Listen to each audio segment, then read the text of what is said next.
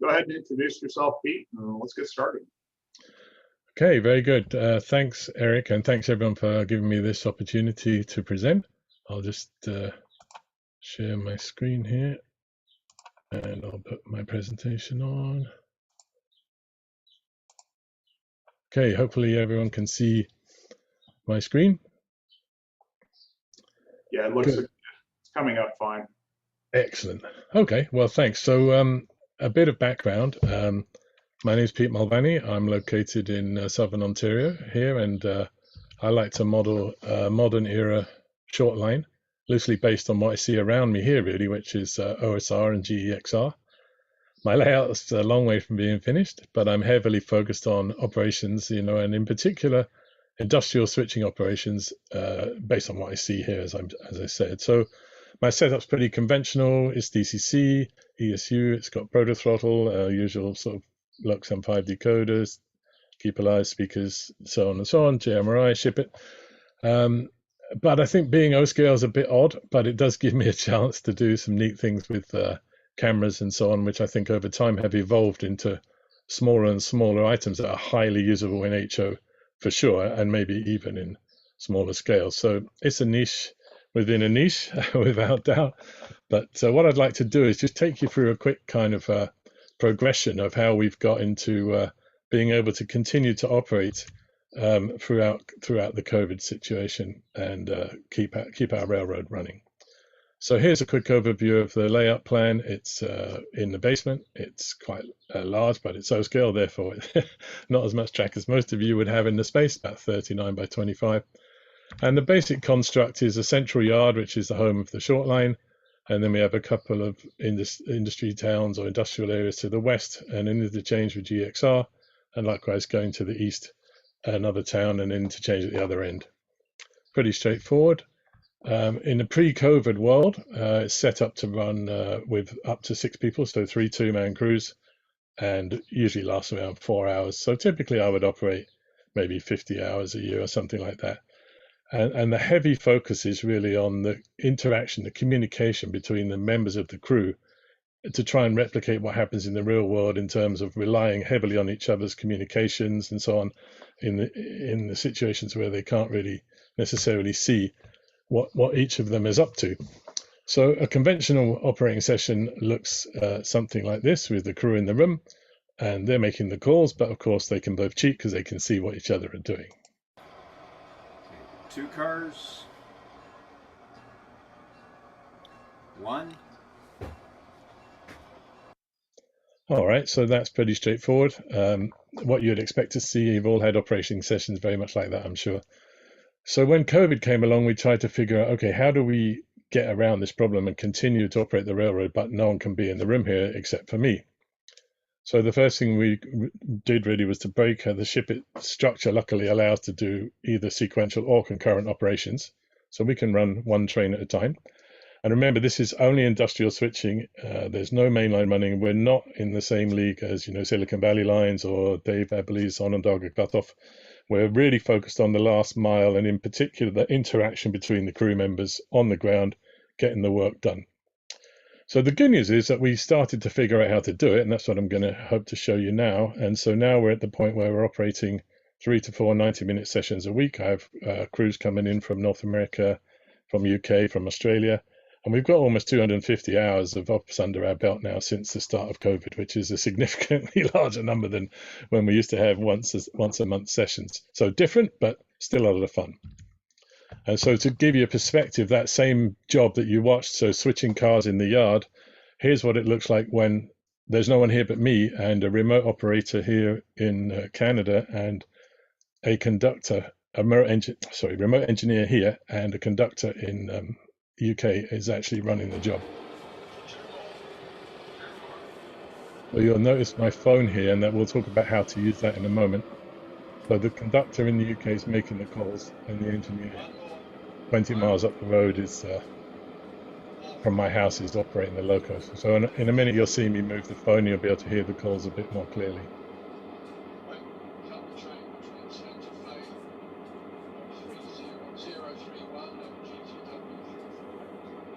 So I just play the role of the guy on the ground, make the cut, And now I have to move the conductor's view, which is being viewed from the UK, to where I think he's going to be standing next.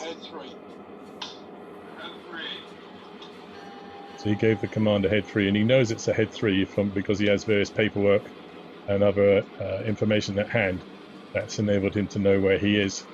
So he's watching this local view on the phone here, listening to the loco sounds and the radio calls. This is a Zoom call.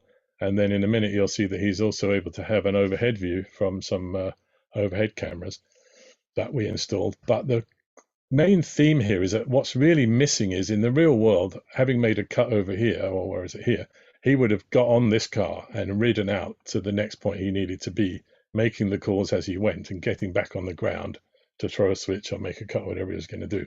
So that was always nagging us, and you'll see in a few minutes how we made an attempt to add that extra layer of realism to the situation. So the simplest way you can do remote ops, we found, really is just to use a Zoom call on your phone. It gives you a close-up view of the conductor on the ground. You can zoom out a bit, hold it up in the air like a drone, give a bit of overview. You can get some decent loco sounds from it with the right settings, as long as the locos are fairly close to. It's a cheap and cheerful way to get started, and it can work for both a remote engineer and a remote conductor, but with obviously a bunch of limitations. So here, by example, is my Australian engineer running the same job in the yard as the engineer, but as you'll quickly see, it's a pretty limited sort of visual experience for him. So ahead 10, please, someone. Ahead 10. So in this case, I'm making the calls. I'm playing the role of conductor today.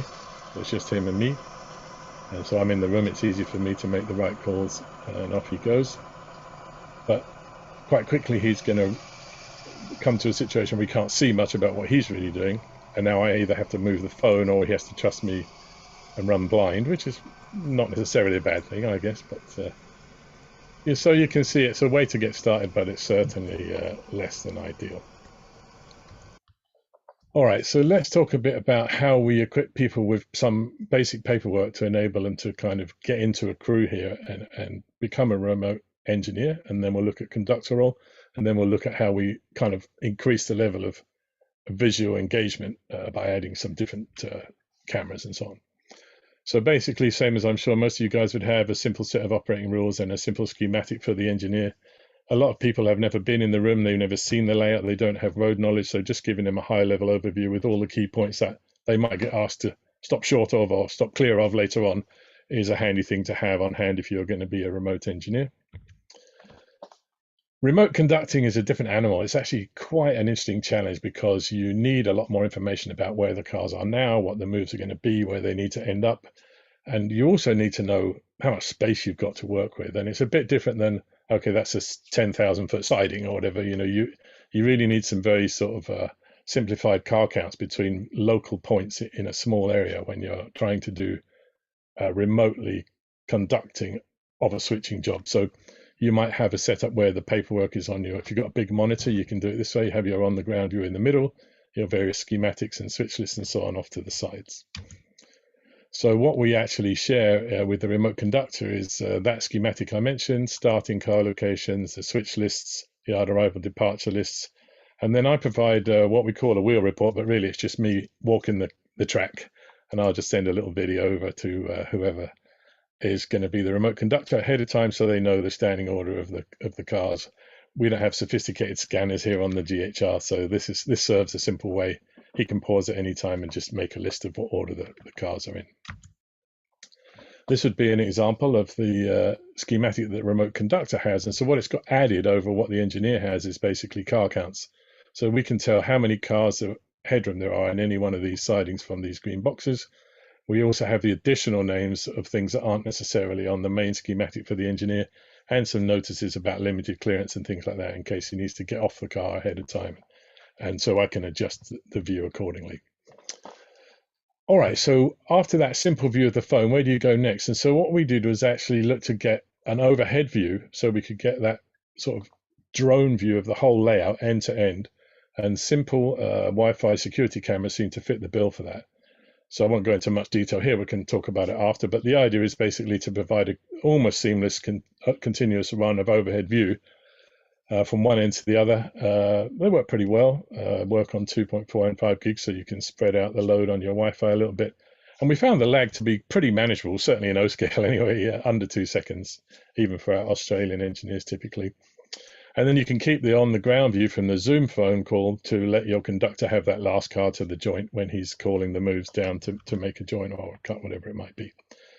But the point is really, that's terrific, and it's certainly more engaging, but it's really just increasing the realism of the model railroad view rather than what would it really like to be in the loco riding on a car or something like that. So pretty workable.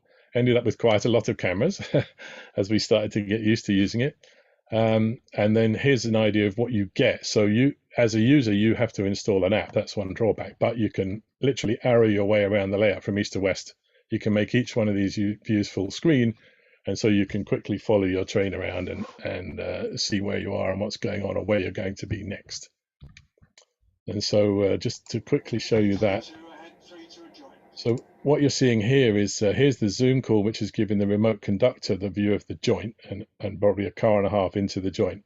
And in this little window here, which you would normally zoom into as a remote engineer, you see the overhead view. And as we start to move, you'll see the cars starting to move here. So that's how the engineer could get a much better idea of where he is overall in the great scheme of things.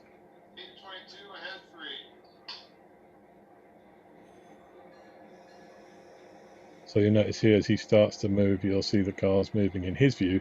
And then over here as the conductor, you'll see the cars starting to come into your view so that you can figure out, yeah, 2 more. One, half a car, 20, 10. And doesn't always work out perfectly, but And good to stop.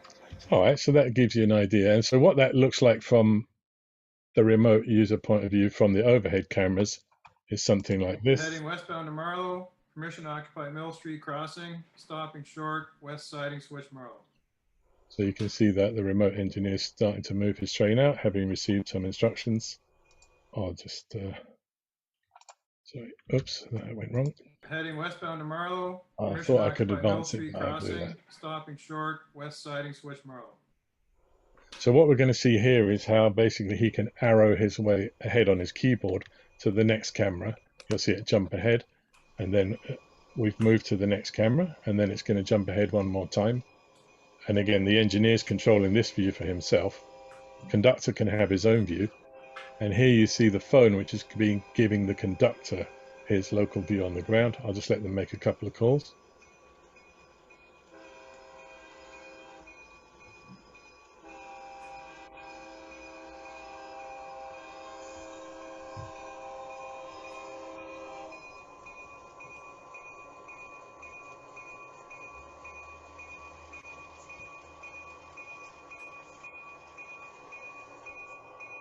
$702, go ahead, 2 cars. Ahead 2 cars.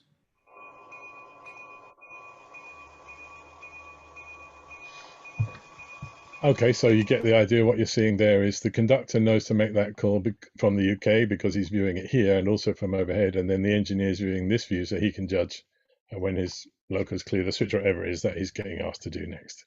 So that's kind of a summary of the Zoom call, and then moving up into overhead cameras. It's not perfect. It's a better model railroader's view, but it's not really moving towards a better experience for people actually doing the jobs on the ground or in the cab. And so this is what it looks like to be the remote engineer. So in this case, you can see proto throttle. Here's the overhead cam view. Here's the on the ground view. Of course, this is cheating. An engineer doesn't get this luxury in real world. He's totally reliant on calls from the guy on the ground. But this is our compromise at that time. 44, back up 2 to a joint. Back 2 to a joint. Again, the same crew. So JP's in UK and Don's here just up the road from me, 20 miles away. I think he's on the call today. So hi, Don. Thanks for your help. One of the things you'll notice here is the wide angle views that smaller cameras give can be quite challenging to gauge distance. So it takes a bit of practice to learn what half a car or a car really looks like. 20, 10 feet, 5 feet, and stop. Not too bad, well within the 4 mile an hour limit. All right, so how do we go to the next level? And what we're really looking for here is we want to create an immersive experience that's not the same as being in the room or a better view of being in the room. We want to try and put the engineer in the cab and the conductor on the ground or riding on the cars when he would be riding on the cars. Now, it's O-scale, so I have a luxury of more space. But what I found with these new Choo Vision cameras is that we can actually get to a size where I believe it works extremely well in the HO environment also. So I'm not going to dwell on the technical side. I want to show you how it works. It's kind of neat and different. I think it's, I would say that, wouldn't I? But it's quite striking when you, for example, get into the cab and have to look back at the second unit in your consist and you're backing up to a joint. Now you really have to rely on the guy on the ground, which is, I hope, more realistic. So we'll talk a bit more about the technology maybe in Q&A at the end. So what we're going to watch here is, as it says, a remote conductor. He's basically going to ride a car to where he would be. He's going to get off the car. He's going to do some stuff on the ground. He's going to get back on the car, and off we go again. So I'll just run it.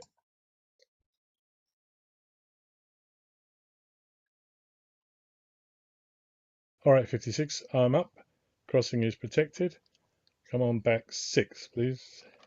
Back 6.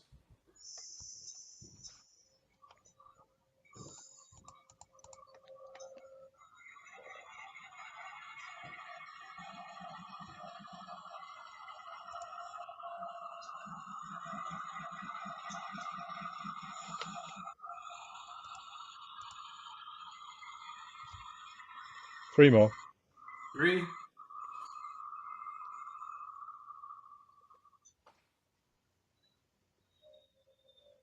2 more, 56. 2.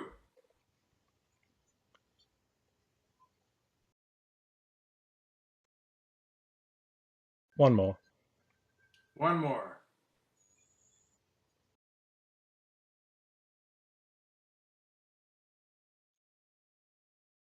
And that'll do.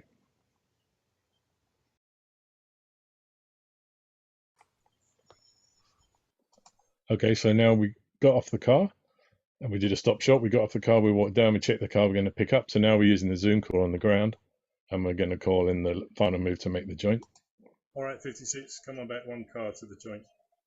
Back 1 to a joint.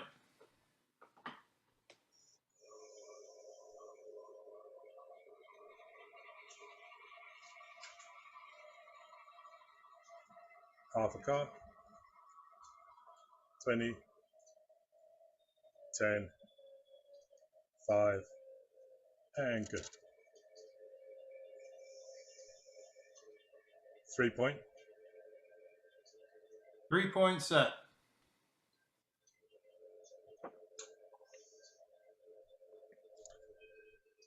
All right, 56, just take it ahead 1. Ahead 1.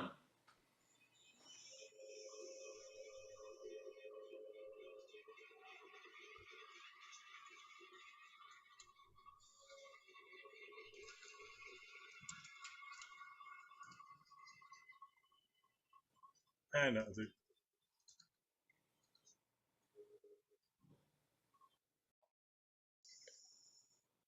All right, we get back up on the car. Have a look around, make sure everything's safe and good. All right, 56, I'm up. Ahead 6, please. Ahead 6. And here you can see the phone that we're using in this case just to capture the loco sounds and the crew calls. So the loco sounds are pretty weak because it's some distance away, and we'll come on to that in just a moment.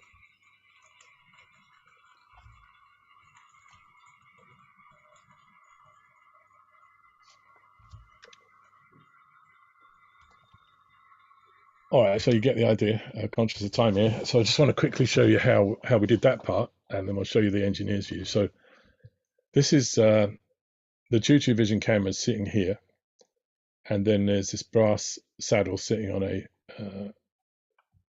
phone power pack, USB-C phone power pack. Then it's adjustable. This is a typical GHR Skunkworks product, held together with chewing gum and duct tape. But for now, it's just testing and we're trying to prove it out. So it's going to get a lot slicker than this over time. So here's the camera. Here's the battery. This vertical slider allows us to adjust the height of the eye view of the rider on the car to something appropriate. And then the little servo here is actually rotating the view. And so if you watch here, you'll see how that works. So that's a full view to the left, full view to the right, and then we're just going to increment. I think I increment it back in a second so you can see. So the interface lets you do steps as well. So we can get some input on the software. We've had some ability to talk with Tom Chalabi, the proprietor of Tutu Vision, to get slower panning or the right amount of incremental steps and all that kind of thing. So what's coming next is that this is I think they call it a micro servo, but there's a nano servo coming, which is 1/4 of this in all dimensions. So I believe it'll fit in the HO loading gauge on the side of a car. And obviously there's now a camera with a built-in battery, so you don't need this extra gubbins. We'll talk more about that after. Okay, let's look at the engineer's view. And one thing I want to say before I run this is, this is really more representative of the visual quality of the cameras. They're actually quite nice, and they can do 1600 by 1200, probably not 3 at a time, but you can certainly do 1024 by 768, 3 at a time. So this is looking from the cab, forward, side view, and rear view. Here's that view down towards the second unit. It's a 2-unit consist, as I said. But I'm going to go back to, this is the recording, but it's been through 49 different layers of software, me trying to make it work and make it look nice in a Zoom call. So this is not representative of the visual quality in terms of detail or sharpness, but overall, I hope you'll get the idea. So this is the same move, but now we're looking at it from the engineer's perspective. All right, 56, I'm up. Crossing is detected. Come on back 6 cars, please. Back 6.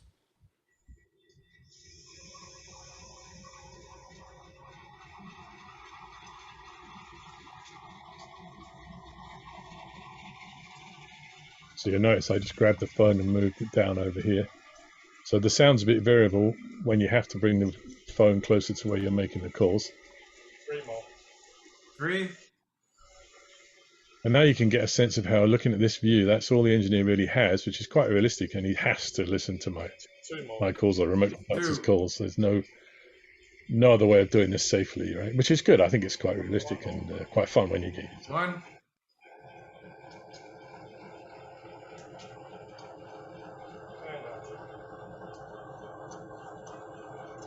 All right, so you get the idea. I'm not going to go through the whole thing, again, conscious of time, but so how do we do that part? So this is the front end, and another typical, abomination from the GHR skunk works, but again, getting better. And so what we have here is a universal brass saddle that contains 3 cameras, giving us the forward, side, and rear views. The 3 cameras are mounted in the walkway on a similar power pack. And these are, again, the Tutu Vision cameras. And so this all fits inside the O-scale loading gauge. And I know you're going, it's HO, it's not fair. So the answer is that the battery is now self-contained in the camera, and the new servo camera with the smaller servo that's coming fits inside the HO, typical HO cab.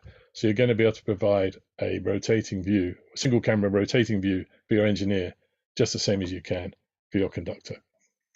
All right, so I just wanted to quickly, again, give you an idea of where we're going with this. And so the next step is we want to try and capture the loco sound more continuously in a more convincing way for the engineer. And right now I just tried it by putting the Zoom call phone on top of the loco instead of on the ground. It's not the final solution, but we're working towards something, I hope. So just quickly play a short clip of that. All right, 56, I'm up. I hope this is going to work. I might have missed clicking on here. X6.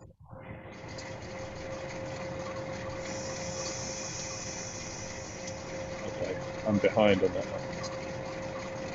I messed that up. But don't worry, this would be moving normally. I didn't click it, but I just want you to hear the sound though.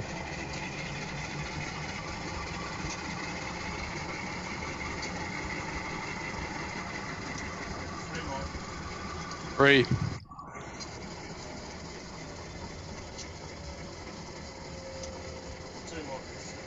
2. All right, so you get the idea. It's not perfect by any means, but we're working on it. I think some sort of small wireless remote, like hi-fi remote microphone, will be able to give a pretty decent representation of the sound. I know there's people looking at Bluetooth and other different things. So as you're always looking to steal other people's bright ideas and incorporate them into what we're doing. So I'll make this presentation available afterwards, and I've added in here a schematic of how we work it. I don't want to get too technical at the moment. That's not really my cup of tea, but I can explain a little bit more.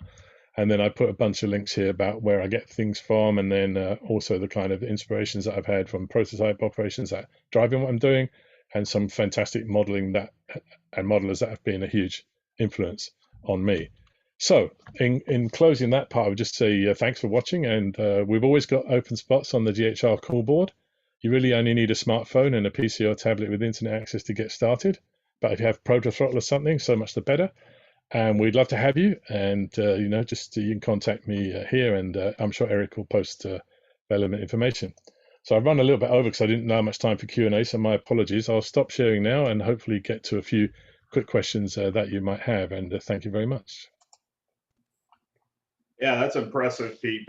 I know we played around with it way back when, I think when the pandemic first started, but you've gone a few steps beyond beyond just propping the cell phone up. Yeah, I ran yours and you ran mine that way. So the servo is incredibly impressive. That guy hanging on the ladder in the car effect is great. We've got one question. Sure. That actually relates to that. How is the camera mounted to the car? And I think you showed that with the servo kind of temporarily on the end of the car, right? Let me jump back to that real quick, and I'll share that. So where's my share gone? Here. Okay, can you see that now? Yeah. Okay, let me just make it a bit bigger. So basically, this is a hideous kludge at the moment, but what it really features is, so the battery is kind of the carrier for it. In my case, I got the room, but in an HO world, you would use this camera body as the carrier.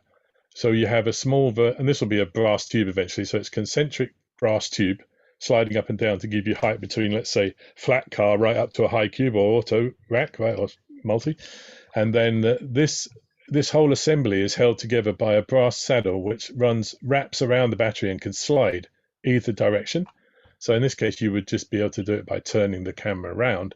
So you can ride any corner of the car, and it's literally held on by just fairly gently pressing it on with. I've more of this blue putty in stock than Staples or Office Depot now. So Plastitac or yeah. It goes by 100 different names, but yeah.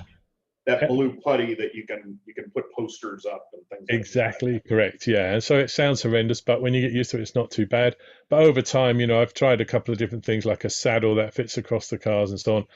So that's definitely where you need to get a bit ingenious. But the good news for the HO world is this grey part here, this camera lens, and a servo which is 1/4 of the size of this, which we'll have in our hands very shortly, is already tested to work with the camera interface, will be, I believe, able to fit within the HO loading gauge. And I've really pressed Tom Chalabi at Choo Vision to make sure that everything he does, like, don't listen to me, you've got to make it work for the HO guys, because that's where the real demand is, and that's where the future is for the product, right? Yeah. But either way, that's some amazing work there. There were a few questions. I dropped your email into the chat since you had it in your slides. Sure. I would say, yeah, just lots of nice compliments for you. Richard is asking, what do you anticipate for future operating sessions? Will you separate remote sessions from in-person or combine them?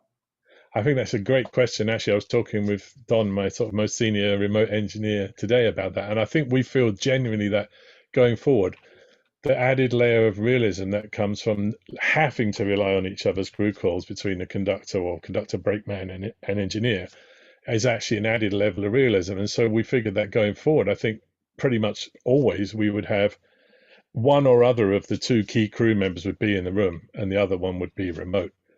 And we have it takes a certain type of mindset to be a good remote conductor. It's quite challenging mentally to be able to predict the moves ahead of time and get everything organized properly. And in fact, my favorite remote conductor, most experienced, is in the UK, and he's never been here, never been in the room. But he can pull 40 cars out of the GXR interchange and sort them into 3 blocks and put them back in the right order, ready for the train to depart in about 90 minutes, just the same as when you're in the room. So it's, I think, yeah, we would literally actually almost prefer now to have one of each, a remote person and a local person on each crew. Yep. I know well, my operations is sort of stalled for the moment, but I know I'm looking at I've played with some of the cameras that Bob Rodriguez has, and I like the idea of having those remote operators running the through freights and the local people doing local switching and so on. So just as a, added benefit, that whole, or having a remote dispatcher maybe. I mean, that's a real. I think remote dispatch is kind of with JMR and everything. It's so highly doable, right? We don't have it here because we're just focused on the last mile. But as again, sort of thinking today, really, it's almost as though these little Choo Vision cameras, and if you add the idea of the servos integrated with it, then you almost have an avatar on the layout for each person or each role that you would have in the real world. And so, you can sit in your tower and look out the windows as you need to, or you can be in the caboose or riding a car or in the cab or sitting in the conductor's seat in the cab looking back out the window if you need to. It's very flexible, and it's sort of become so easy to manage. It's just a browser interface. You don't need any software for it. You just open your browser, make a link to the camera, and you're off to the races. So I think and the idea of integrating the battery with enough life, let's say hour and a half of life, has really taken it to a level where it's highly doable of almost any operating scenarios, let's say in HO and above anyway. Yep. All righty. Well, again, thanks for presenting. Appreciate that. If you send me your slide deck, I'll put those up on the page or the past virtual meetups page if people want to download that. So definitely, and thanks everyone for great questions. I'm really happy to have a chance to show you what we're up to, and if anyone wants to give it a try, we're always ready, and we can keep it pretty informal to get started. So just email me if you'd like to give it a run. Excellent. Thanks again, Pete. Thank you. All right. With that, we'll hand it off to Bob. Bob, if you want to unmute you. There you go. Should be able to unmute yourself there, Bob. Okay, yes. All right. Good to go. Oh. Finding all the buttons for share. Okay.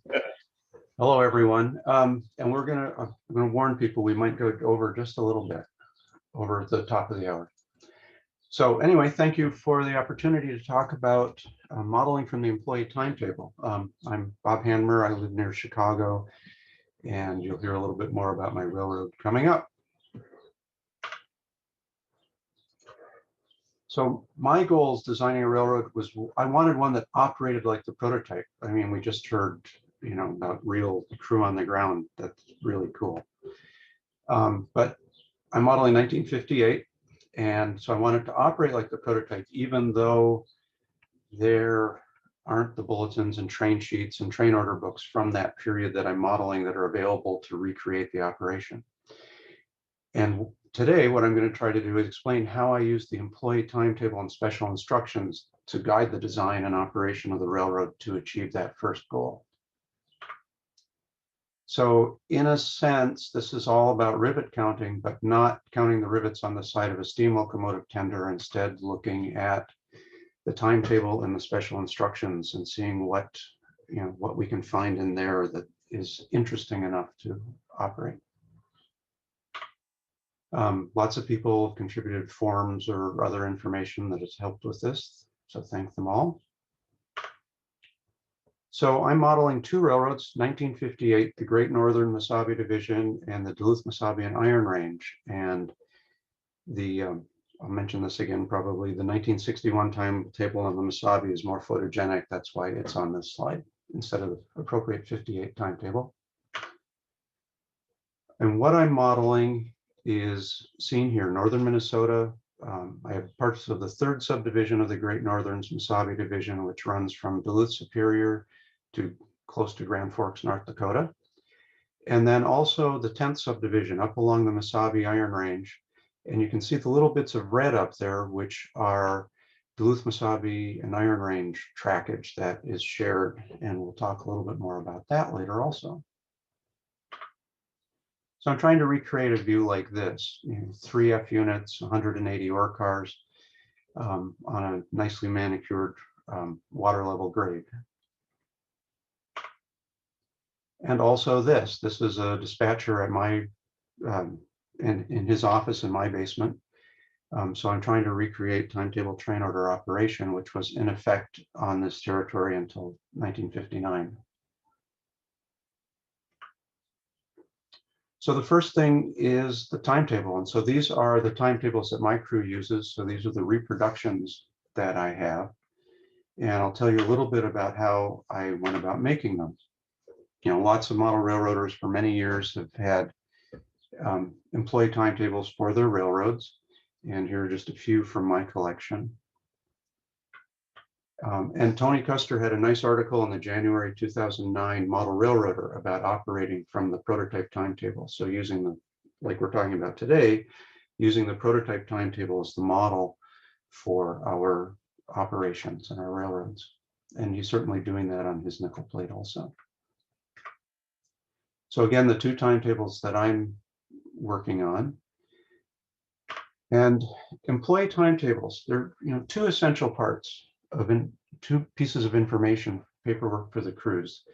There's the timetable, which has the station and schedule pages, and that's really what makes it a timetable. And then there are the special instructions, which some railroads separate out into two documents. Both the Great Northern and the Mesabi have them in one document in this era. So on the station and schedule pages for the Great Northern, I basically retypeset the whole timetable. I took each subdivision and laid it out separately so that I could fit it on the page and be readable and photocopies and so on.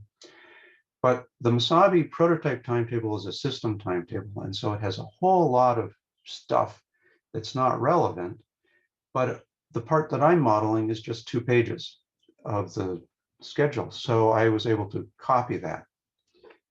On the special instructions, it's the other way around. The Great Northern, we copy verbatim the special instructions, and any modifications get issued as bulletins. But on the Mesabi, again, because it's such a small part of the overall system, I typed the special instructions that were relevant and collected them from the whole employee timetable and put them in, and made a few little modifications for the model instead of a bulletin. I don't have a separate Mesabi bulletin board for the crews. And so here at the top, you can see the prototype 10th subdivision, Great Northern timetable, and at the bottom is my recreation. And I hope that you think they look pretty much alike. On my version, I've chosen to shade the part of the railroad that is not modeled. So I'm not modeling Keewatin, Moore, Nashwauk, and Kevin, and I'm modeling the rest of it. Tony Custer actually talks in his article in Model Railroader about going the other way around and shading the parts that are modeled. And I did the Great Northern pages in an Excel spreadsheet. Rich Remiash up in the Twin Cities had already done this for the Great Northern, and so he graciously gave me his spreadsheet that I was able to modify and adapt to my division. And looking at one of the subdivisions, this isn't one that's modeled, but just what's on the Great Northern timetable pages. We have the station numbers, we have the car capacity and sidings and other tracks, which would be business tracks. We have the schedules, the eastward and the westward train schedules, the station list, the telegraph calls, the distance from the first station on the subdivision. And that's something that varies quite a bit among railroads, is how they express that distance. And then the Rule 6A signs. And we're going to talk a lot about Rule 6A coming up. So the prototype subdivision I'm modeling, the 3rd subdivision, is 255 miles long. And so I had 2 choices. I could just show the part that's being modeled, but this doesn't look like much, a bunch of trains, but it doesn't look like much. And I really wanted to give the crew a sense that they were going somewhere and that this was part of a longer run. And so I took the whole page, and then there's a lot of shading on it, in fact, more shading than unshaded. But I wanted to convey the sense that this is going a long ways. So back to Rule 6A. Most railroads employee timetables will have some column labeled signs or Rule 6A or sometimes it's listed with the main categories that appear in it, like coal and operators. But these are the signals that are defined in the rules, Rule 6A, that specify the services at the station. So is there a day or night operator? Is there coal? Is there a standard clock and a bulletin and yard limits, that kind of thing? And it's all defined in Rule 6A. And I've been collecting Rule 6A with a friend, and there's some really interesting ones, like the Santa Fe had a Rule 6A sign indicating for passenger trains that that was going to be a meal stop for passengers. So let's look at one of the Rule 6As, P for phone. A place on my railroad, Holman Junction, has a junction, a phone, and an interlocking based on Rule 6A. Here's a picture at Holman Junction. We have a Mesabi mine run coming out of the Arcturus mine and a Mesabi road train. And here's a track plan showing you an idea where this is. So Holman Junction is there in the green circle in the center, and you can see the viewpoint for that last image. And the phones also show up in special instructions and bulletins. In the Mesabi special instructions, there's a notice that there's a bell telephone on at the end of the plumber load yard, and some instructions about crews who need to call the operator when they're coming out of the plumber mine. And this is one of the bulletins that go on the bulletin board, but it's really intended more for the Mesabi crews, reminding them that there is a phone at the Arcturus mine spur for the same reason, that they need to call the dispatcher when they're coming out of the mine. And so here on the track plan, you can see these two locations. The Arcturus mine spur is Holman Junction, which we saw the photo of earlier, and then coming out of the plumber mine is down here at Taconite Junction. And so those are the two locations that phones have been specified. Another photo at Holman Junction, the arrow points to the phone box. And then here's the phone that the full-size crew uses to talk to the dispatcher. And hopefully that mine run will get out of there someday. So double track, shifting gears a little bit and going to double track. More and more models seem to have double track these days. So the territory I'm modeling, the Great Northern had 3 routes from Duluth Superior up to Kelly Lake, which is the main ore marshaling yard on the Iron Range. And empties went via double track up to Swan River and then up the 9th subdivision to Kelly Lake. And then loads went down the 2 outer lines, the 10th that I'm modeling and the 7th that I'm not modeling. And you can see the double track here from Swan River to Boylston on the 3rd subdivision. Here's a track plan for the area. Coming out of staging, going through Floodwood, Swan River, and then the junction for the 9th sub. So wrong main is an interesting concept. So here's number 36, the overnight passenger train from Grand Forks to Duluth. It's 4 o'clock in the morning. The train is stopped in Floodwood. Grandma wants to get off and get over to the parking lot by the station for grandson who's dutifully waiting.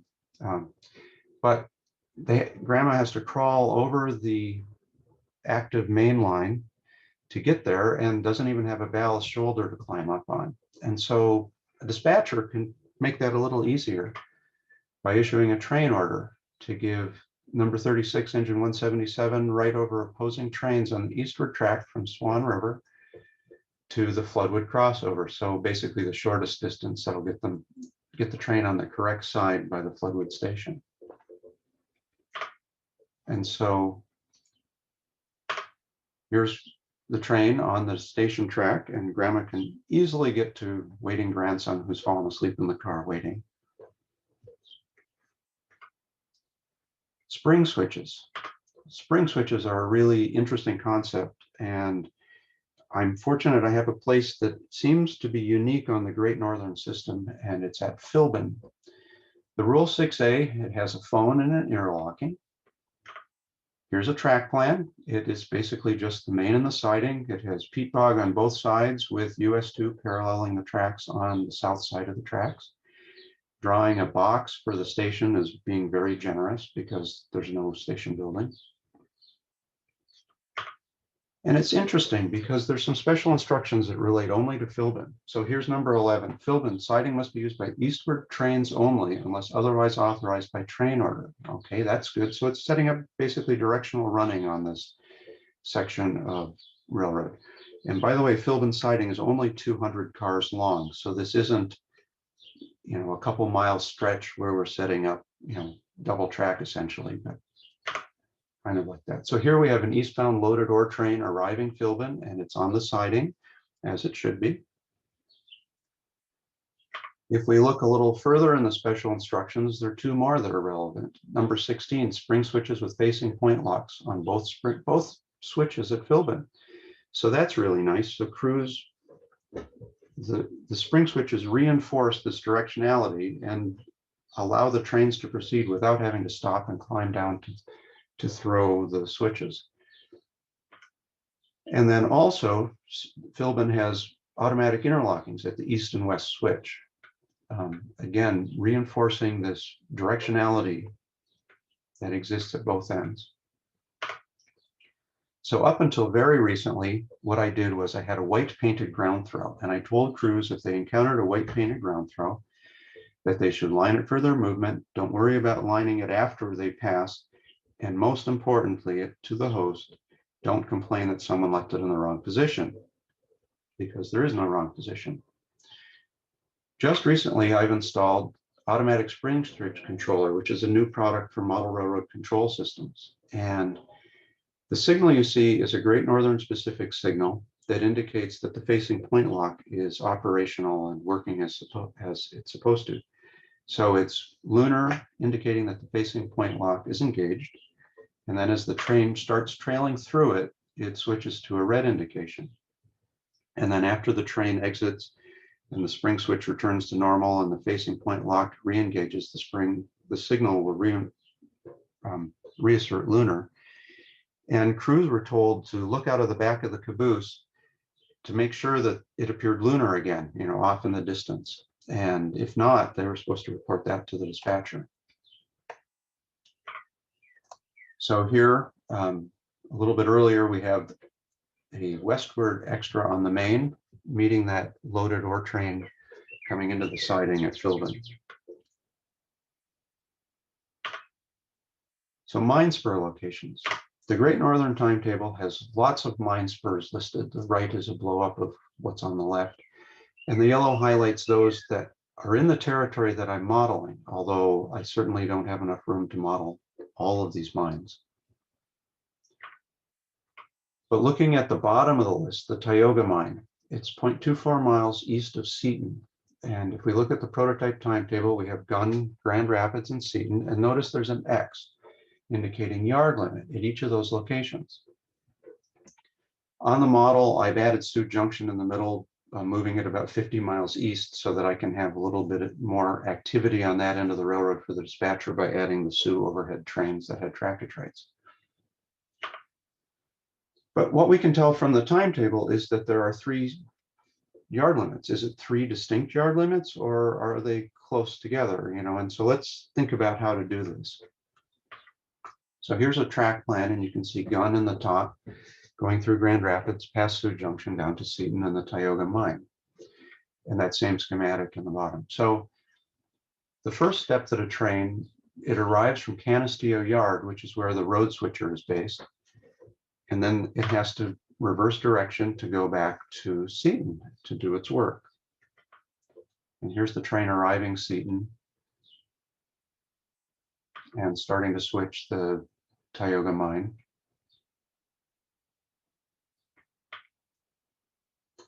So how are we going to do this with train orders? So we can issue an order, engine 568, run extra Canisteo to Gunn, and run extra Gunn to Seton and return to Gunn. So the first part of that gets them from Canisteo to Gunn and then over to Seton. Okay, that's all good. And then the return to Gunn is needed because Seton doesn't have an operator. And so there's no way to get him that return order. And we don't want to give him a return order all the way to Canisteo because The 10th subdivision is actually pretty busy, and we don't want everything else blocked at Canastillo waiting for this mine run to get back. But if we had 1 yard limit that encompassed Gunn, Grand Rapids, and Seton, which we don't know isn't the way a prototype was, it'd be really simple. The engine run extra Canastillo to Gunn, and then they'd be in yard limits to go do all their work at Seton. And so that's what I've chosen to do. And so the question is where to choose our yard limits. Here's the east end of Philbin, and you can see the yard limit sign. And a side view of this, basically the yard limit provides enough room for locomotives to move from 1 yard track to another yard track. And if we look at a track plan, I put the other yard limit sign just beyond Seton so that the mine run can get down there and do all its work and still be within yard limits. On my upper level, you can see I've also have long yard limits from Holman Junction all the way down and around to Bovee. And that basically allows all of the Mesabi mine runs that are going to go out to service the Plummer mine and the Arcturus mine to do it within yard limits.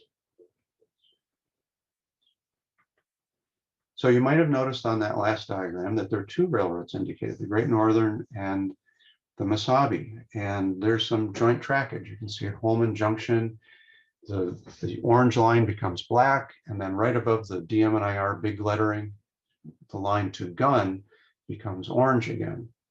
And so how do we manage this? Well, the prototype had the same problem, and you can see the same stations on both timetable, Calumet, Marble, Holman Junction, Taconite Junction, and Coleraine Bovee. And then on the Great Northern, Calumet, Marble, Holman Junction, Taconite Junction, Bovee. If we look to the special instructions, at the bottom of the Mesabi page, there's the instruction that DM and IR trains are governed by GN Railway timetable, signals, rules, and instructions between Calumet and Coleraine Bovee, and except as provided, are otherwise provided or dispatched by the Great Northern. And then we see a special instruction to the same effect in the Great Northern timetable. So the prototype had this problem and they solved it. And boy, that's a nice solution for here too. I don't need to have 2 dispatchers. I think I'll skip over the register section in the interest of time. Avoiding name confusion. So again, 3 different routes to Kelly Lake, and I'm modeling 2 of them. And here's a schematic showing the 9th subdivision and the 10th subdivision, both looping around to get to Kelly Lake. And so we can have an OR extra empties, engine 313A, run extra Saunders to Kelly Lake. Okay, that's good. But which way do they go? Because there are 3 ways to Kelly Lake from Saunders. Well, let's clarify it a little bit, say via Swan River, except, well, technically to get to Gunn, you have to go through Swan River. So that clarifies it, but it's still a little ambiguous and we don't want ambiguity in train orders. So we can say run extra to Swan River and then Swan River to Kelly Lake. And so that's pretty clear and crews should get the hang of that. And here we see an OR extra diverging at Swan River to go to Kelly Lake on the 9th subdivision. But sometimes crews would do this, which was a major dissatisfier to me as host. And what they're doing is they're taking the route to Gunn instead of the route directly to Kelly Lake. And I kind of understand why it would happen, because here's the view that they're looking at. And going into Kelly Lake directly means ducking immediately into a hole in the wall and tying up their trains quickly, or taking the other route, which they know they can get to Kelly Lake, because Kelly Lake, this is the former location at Kelly Lake. It's since been moved to its permanent location, but the former location was directly above Swan River. And it's like, well, I know I can get here if I go this way. So that's the way they would go. And that would happen every couple of years, and it would be a great headache for everyone. So how can I resolve this problem? So looking at a map, you can see where the junctions are. The 10th subdivision, the line from Gunn connects up here towards the top. And down at the bottom, you can see the two other subdivisions joining right between the 33 and 34 section numbers. And as far as I can tell, there was never a name for that location. So let's give it one. Let's call it Casco Junction. And Casco is a station on the 7th sub, and the 7th sub is newer than the 9th sub. So that makes sense as a name. Add it to the timetable. And here's the schematic again. And now we can write an order: run extra Saunders to Swan River and Swan River to Casco Junction. The train will more often than not diverge to take the correct route, and everyone will be happy, including me. I want to just say a little bit about rule books. You know, again, lots of model railroaders have produced their own rules. The rules that I like to say I'm operating to are the Mesabi Rule Book of 1955 and the Consolidated Code of 1945, which were the prototype rule books in effect in my era. In actuality, I'm using the Condensed Code of Operating Rules, which is the brainchild of Stephen Karras, who you see there. He created this orange version, which is the first edition of the Condensed Code of Operating Rules. And then he and Steve King and I decided, well, this would be more useful to other people. And so we started making them available. The content is the same, except for typos getting corrected. So no matter what the cover is of your edition of the Condensed Code, the rules are the same. And it's based upon the Consolidated Code of 1967 with the corresponding train dispatcher rules from the Chicago Northwestern. And like I said, you know, whatever your cover looks like, it's the same book, and more than several thousand are in use by model railroaders all across the world. And it's useful because then you can go from one railroad to another and know immediately what the rules are, because there's some rules like, you know, 83A that really vary based upon the rule book. And it's nice to know which rule, you know, what the rule is when you get to a new railroad. So it really helps, especially the boomer operators. And then I'll leave you with one last puzzle from the special instructions. And that is that the Great Northern Employee Timetable had these stars next to some of the station names. You see Brookston, Swan River, and Cass Lake here. And this is the recreation. It's a really nice looking star in the prototype that I wasn't able to reproduce in Excel. But, you know, what did the star mean? Well, finally, through the Great Northern Historical Society and the Great Northern Yahoo group at the time, it's now Groups.io, someone was able to answer that, and it stood for a radio installation, because the rules in 55 and 45 didn't have radio installation. And after hearing Pete's talk, I thought maybe I should be giving my radio talk about the introduction of radio. But it was still in a transition, 45 and even 55, you know, and on the Mesabi, definitely 55 was in transition. But now in the Consolidated Code of 1967, they added a letter Q, indicate a radio installation. So before that was defined, the star indicated a radio installation. So with that, I will say I hope that you've gotten some ideas for how to operate your railroad and design your railroad based upon the special instructions and the timetable. And that's it. So thanks for the opportunity, and let's see if there are any questions. All right, thanks, Bob. So there are some questions. Let me bring them up real quick. All right, we'll just go from oldest to newest. From Dave's iPhone, whoever Dave's iPhone is. Bob, great idea for the shading, helps crew understand what they're seeing in front of them and what they aren't. Do you believe that providing paperwork ahead of time for new operators is helpful? Well, yes, I do. And I'm looking at the timetable. So the special instructions on my railroad start on page 8 and go through page 17. This is the Great Northern. And that's a lot of information, and not all of it's relevant. So I want people to use it But what I usually give people in advance is something that I call the condensed special instructions, which is the ones you really need to know, plus the station maps and the layout diagram. And so it is a modern supplement to the timetables, but it has the important information rather than giving it here. So that's what I give people in advance rather than, the PDFs of the employee timetables. Okay. Dan Cohen asks, are these all predetermined or do you add wild cards or change them for different sessions? I've tried to model from the special instructions, so they are what they, I hope they are what they were in 1958, and so they don't change. The new things happen, like I mount the radio towers at Swan River and Gun, but as far as the rules and things changing, or I guess if I put a new phone, like I'm going to put a phone at the Canastillo mine soon, that'll probably get a bulletin because that's something additional that's getting added. So I guess that's kind of it, but there aren't wild cards per se. Yeah. I mean, generally timetable and train order, that's pretty much, that is the schedule, right?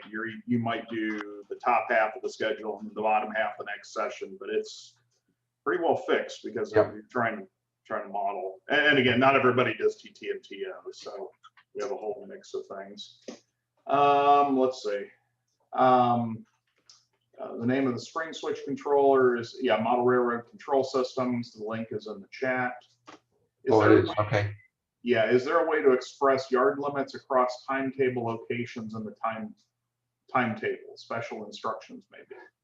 Well, I would put it in the special instructions. I haven't seen that, if there are multiple stations and they're in the same area, I haven't seen anything other than both of them list, like Grand Rapids and Gun, both listing yard limits. And I would think that some timetables would have it. I think the Mesabi actually might have a little bit more of the extent of the yard limit in their special instructions, but the primary operating document here is the Great Northern special instruction, so I don't have that.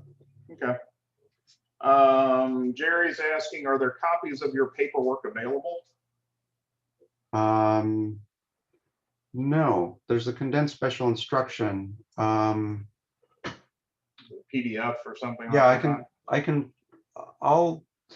needs to be updated. So, because some of the stations have changed as they've changed waybilling systems. Oh, by the way, I'm using a version of FlexBill from Lee Nicholas, who has given a couple talks about that. Yeah. Yeah, I'll see what I can do. I'll think about that, Eric. Okay. And so I would, I'll give Eric a URL that he can put onto the page for the session, I think. That'd be great. I mean, if you don't mind sharing your slides, I'll put those up on the past meetups as well as a link to that you're providing. Let's see.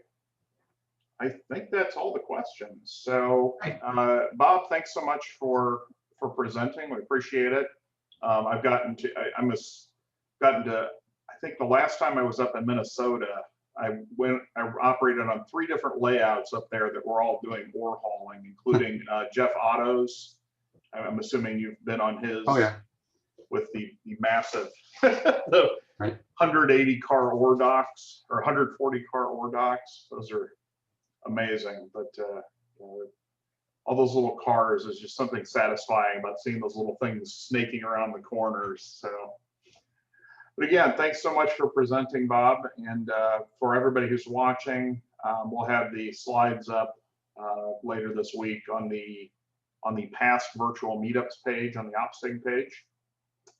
So with that, I will open it up. If people have questions, you can unmute yourself and ask. Otherwise, that's the end of the program. So I appreciate y'all showing up. Our next scheduled event will be in August, whatever I said, 8th. Taking the kind of thinning down a little bit for the summer. Yeah, I wish I could thin down for the summer. And then in September, we're going to be off by a week for Labor Day. So the September 12th and September 26th. are tentatively scheduled. I am looking for people to present either for a half an hour or for the whole hour coming up in the fall. So if you have a topic you'd like to talk about, talk about how you operate your layout, something in the prototype, pretty much if it's operations related, it's welcome here. So with that, we'll end the, like I said, end the formal presentation and the recording.